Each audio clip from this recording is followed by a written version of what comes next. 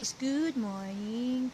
I'm here in Calamba again watching my niece, baby Ellie. Oh, diba? Grabe kahimos. She is 3 months old now. I'm watching her because she is so very curious overload. Oh, diba?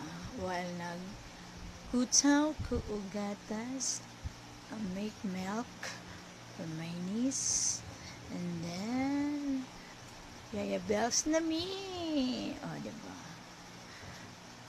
Lingaw-lingaw sa atong pagumangkon para di ta may stress over in the problem and the world. So that's why love ako na siyang ipainom og milk, but she didn't drink milk because she's so full of tummy na down. Thank you for watching, guys. Sayonara, babush, bye.